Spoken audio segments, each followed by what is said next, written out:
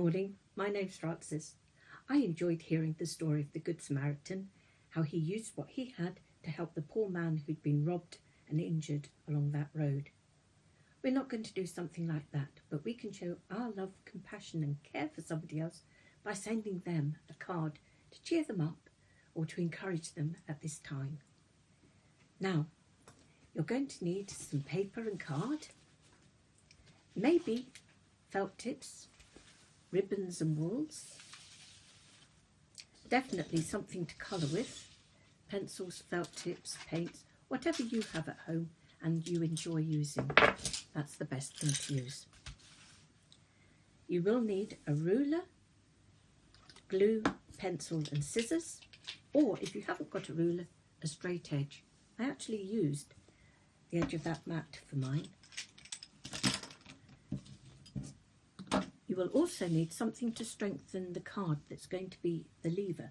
Lever, you say? I thought a card opened and closed. Nothing to do with levers. But this card is going to have some movement. You're going to use a lever to make something work and move. To strengthen your card, you could use the back of some cereal box, lollipop sticks, or plant labels. Something like that that's thin. Right, to start. The first card could be draw around your hand, decorate it, cut it out, and that's it. But maybe you prefer something a bit more messier, and you've got a plate that can go in a plastic bag, or have some cling film wrapped round, tin foil wrapped round, and then you put something absorbent on top. Into it you can pour some paint. This paint has got some hand washing just so that it washes off more easily at the end. The paint was poured into the absorbent fabric, and then on a large piece of paper you can make your handprints, dib and dab wherever. Just make sure you've got one really good one that when it's dry you can stick it on some card to cut out. When you cut it out, you're going to stick it onto one of your stronger levers. You may want your card to be plain with your hand. You may want to decorate it. You could put paints into small lids and use cotton buds. All I've done is dibbed and dabbed with them just to make it a quick effect and let it dry. I've then drawn a letter C shape at the bottom, and that's going to be where you cut out the hole in the card, the line in the card. Through there, I've already done it, cut it round until you get that shape for your hand to slot through. Then you can wave it to somebody, hi, and when they receive your card, they might be thinking hi back to you. Inside, you will want to write your own message. If you're very young, your message might look like this. You might have told the story of when you went to the park and on the swings, down the slide and round the roundabout before running off to mummy or daddy or some other friend. That story you need somebody to write down as you tell it to them. Then they can put their translation in with your story and your greeting to whoever that card is for. A bit more complex. How about two friends facing each other across a distance? Now it could be a photograph of yourself and your friend. It could be pictures that you draw. Anything. Your scenery won't be the same as mine. Make a lever. Paint it the same colour as the main background colour so it won't show up too much. And mine has got some flowers to pass from one friend to the other. I've also made a little greeting. Mine's going to say thank you. Yours might say miss you, love you. It might just be a heart that passes behind.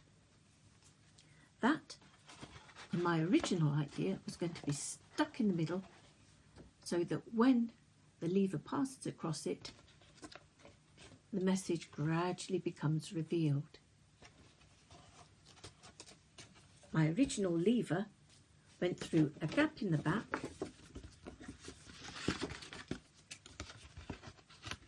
a slit drawn near the character,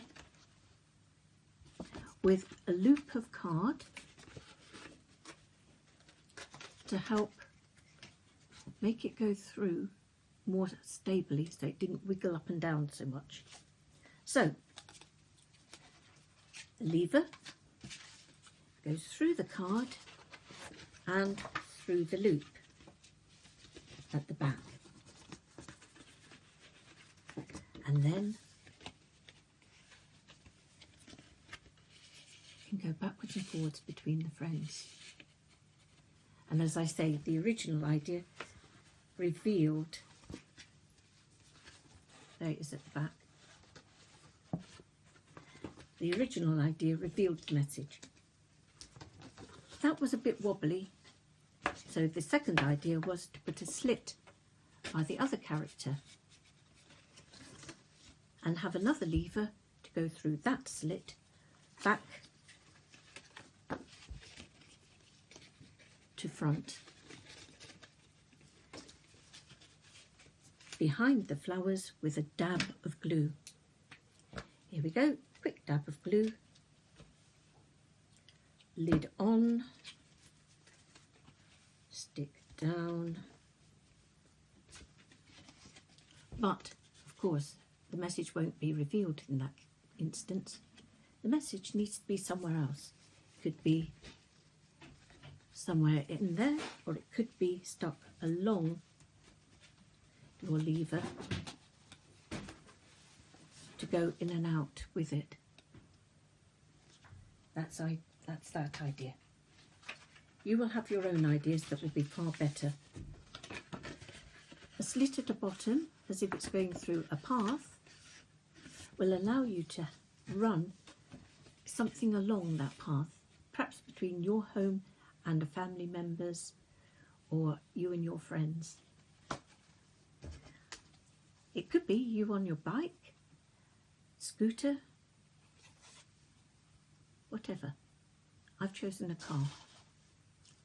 I've got my lever and I've put a tag of card sticking up from it, onto which I've stuck my little car.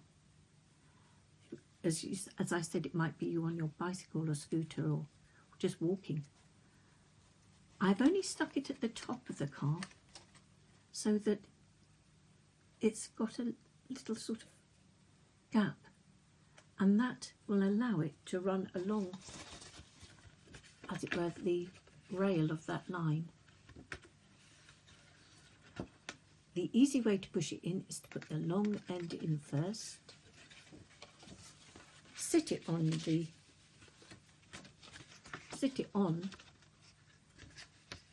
that rail effect, and then your lever can pass across. There we go. Another quick idea, which takes longer to make, but was fun. Two friends reaching out to each other. A little letter in an envelope. Envelope stuck to a tab.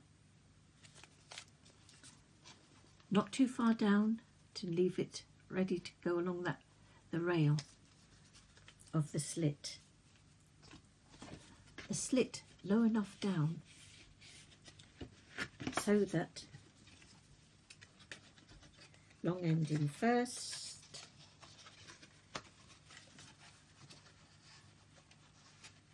there we are, the letter passed from one to the other.